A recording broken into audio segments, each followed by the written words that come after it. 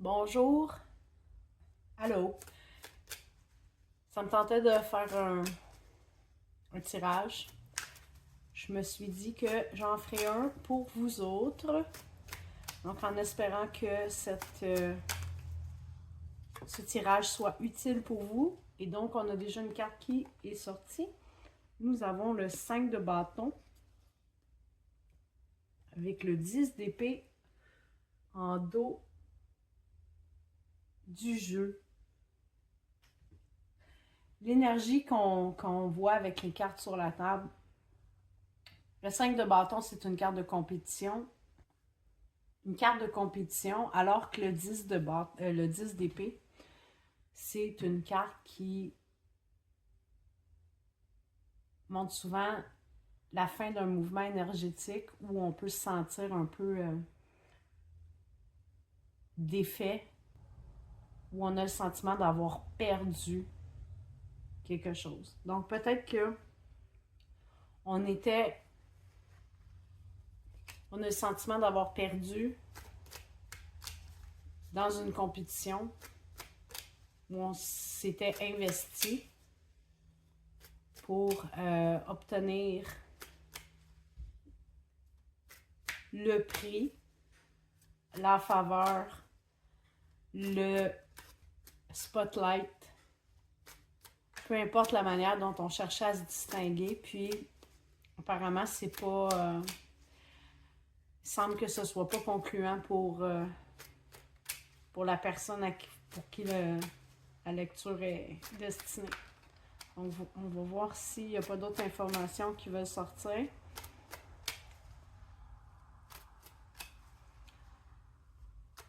Donc, par rapport à cette défaite, ou ce sentiment de défaite, parce que ça ne veut pas dire que, parce qu'on a le sentiment d'avoir été battu, de ne pas avoir gagné, que c'est nécessairement la vérité. Des fois, on est... Donc, on a le 7 d'épée, le chevalier de bâton et le 8 de bâton. Donc déjà ici, en partant sur la première ligne, on va faire un carré. La première ligne, en général, ça concerne comment on perçoit la situation. Donc avec le 7 d'épée, le cavalier de bâton et le 8 de bâton, il semble que on a affaire à une personne qui est passionnée, peut-être arrogante, qui utilise des moyens douteux, surtout au niveau de sa communication pour arriver à ses fins. On va voir en dessous. On a le 4 d'épée, le 4 de coupe. On a la papesse. Et on a le soleil.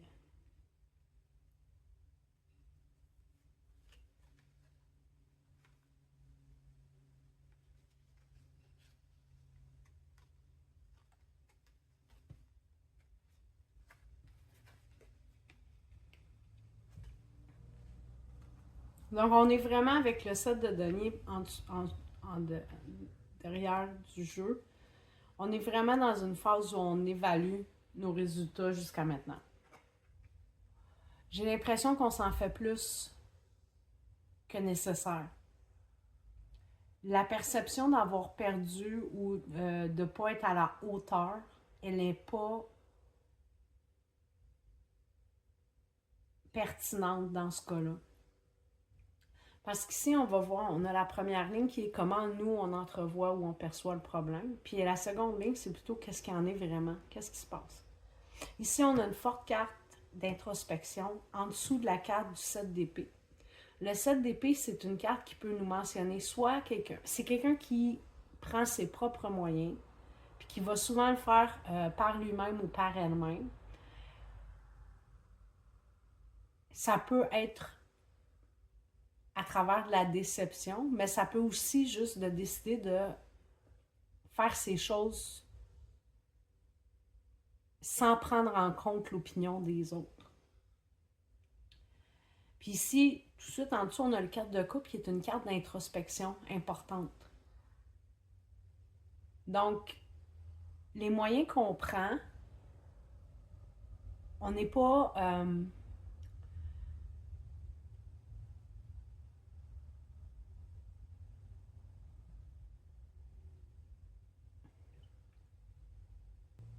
on n'est pas...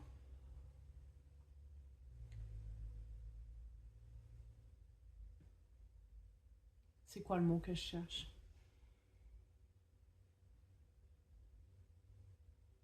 Sans tête. On est très... On s'applique dans ce qu'on fait. Puis il semble ici qu'avec le chevalier de bâton, le chevalier de bâton, c'est quelqu'un qui est très impulsif, qui est spontané, puis parfois qui peut être vraiment arrogant. Mais tout de suite en dessous, on a la papesse. Quelqu'un qui est très balancé, puis qui est très justement aussi introspective. Donc, il y a vraiment une différence d'énergie entre les deux.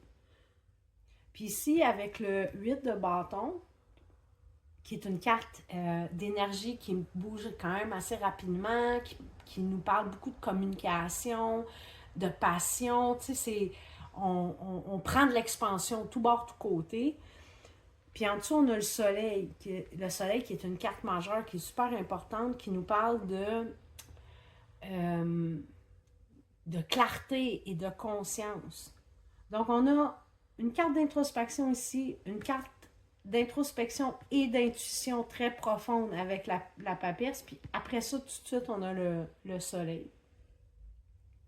Donc, moi, j'aurais le goût de dire à cette personne-là qui pensait avoir été défaite, tu n'es pas du tout défaite, là.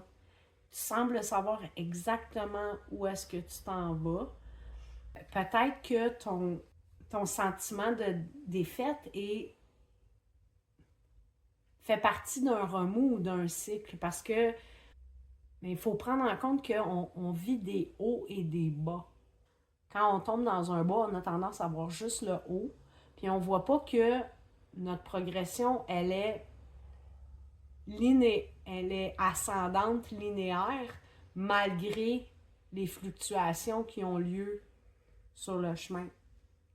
Puis je vais appuyer mes propos avec les 3 dernières cartes que j'ai comme regardé un petit peu, parce que je peux pas toutes les dire puis toutes les mettre sur la table en même temps, mais je les ai quand même regardées. Ici, on a le 8 de coupe, tempérance, puis le cavalier de coupe. Le cavalier de coupe, c'est vraiment ma personne qui est vraiment émotionnelle puis qui a tendance à passer à travers des gros ups puis des gros downs. Donc, beaucoup d'émotions. Quand ça va bien, wow, tout est merveilleux, mais quand ça descend, on peut peut-être en venir à questionner l'ensemble de nos choix puis de nos décisions. Tu sais, c'est une énergie qui est super adolescente. Donc ici, on nous dit ces émotions-là qu'on vit à travers le projet ou à travers le développement dans lequel on est engagé, bien ça fait partie, juste partie de la vie en général. Tu sais, c'est pas... parce qu'on peut pas toujours être sur un super high. Tu sais, ça monte puis ça descend. Puis c'est normal. Non, mais souvent, quand on a quelque chose vraiment à cœur qu'on fait, on avait le 5 de bâton en début de... Tu sais, c'est une compétition, mais tu sais, on cherche à s'illustrer d'une manière ou d'une autre. On cherche à donner le meilleur de nous-mêmes. C'est ça la beauté du 5 de bâton, c'est qu'on... À travers une compétition, souvent qui est avec les autres, on cherche à s'améliorer soi-même. Puis ça nous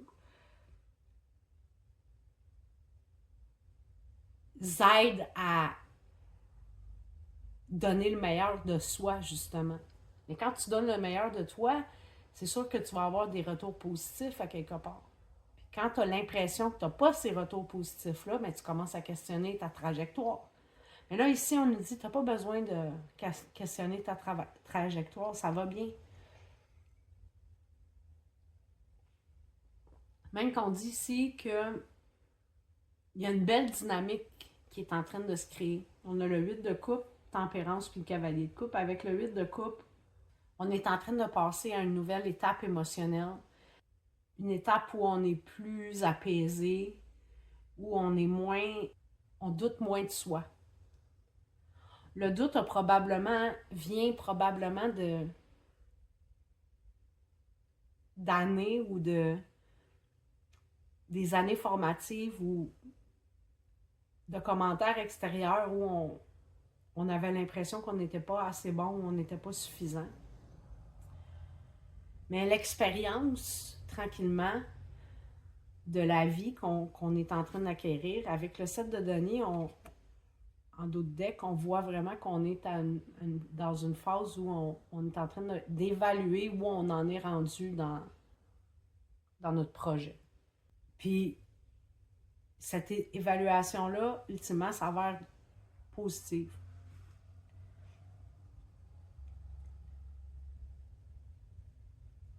Non seulement ça, mais j'ai le goût de dire que, en plus, cette passion que le chevalier de bâton représente, qui est nécessaire lorsqu'on s'engage dans une entreprise quelconque, est maintenant balancé par cette forte introspection, ce désir de connecter puis d'être clair avec soi-même. Ce qui va amener vraiment un équilibre qui est productif dans la poursuite de la quête, dans la poursuite ou dans la quête dans laquelle on est engagé déjà.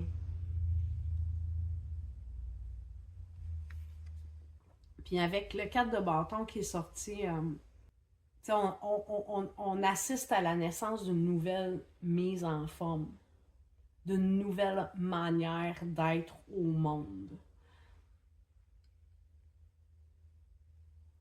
Puis je pense que ça, c'est vraiment excitant. On a des super de belles cartes sur la table. Donc, je pense que le message est vraiment là pour rassurer et dire on a une belle progression. On a une progression qui est quand même assez rapide. Puis justement, plus que ta progression est rapide, puis plus que tu vas vivre d'émotions, parce que une progression rapide, ça veut dire vivre beaucoup de changements rapidement. Les changements, évidemment, mais ça va faire vivre des émotions parce que c'est des états différents. On est confronté à des réalités ou à des défis qui sont différents. Puis lorsqu'ils apparaissent en succession rapide, ben c'est demandant.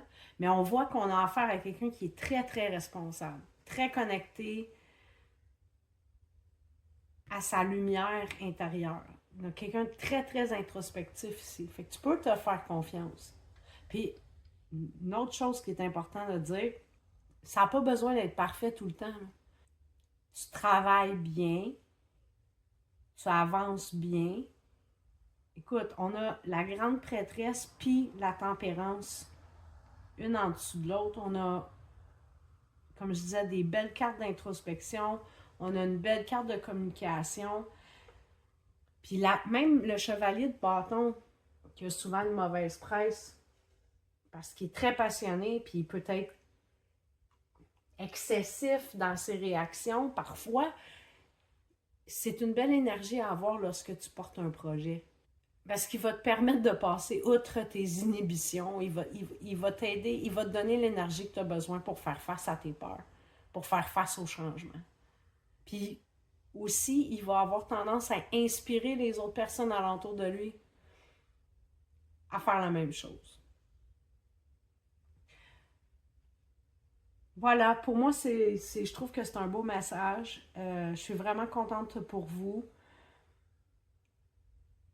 Vous travaillez bien, vous progressez bien. Je veux dire, on a une belle harmonie intérieure, puis cette harmonie intérieure-là va se refléter sur ce que vous êtes en train de créer à l'extérieur.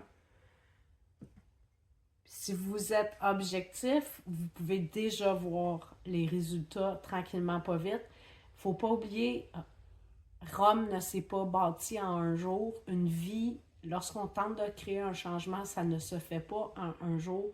Ça se bâtit une journée à la fois. On reste focusé dans le moment présent. On continue cette belle introspection-là. Puis, je pense que bientôt, vous allez être vraiment content des progrès et des changements que vous avez effectués. OK, merci beaucoup d'avoir écouté ou regardé. Je vous souhaite de passer une super de belle journée. Puis, peut-être qu'on va se reparler bientôt. Bye bye!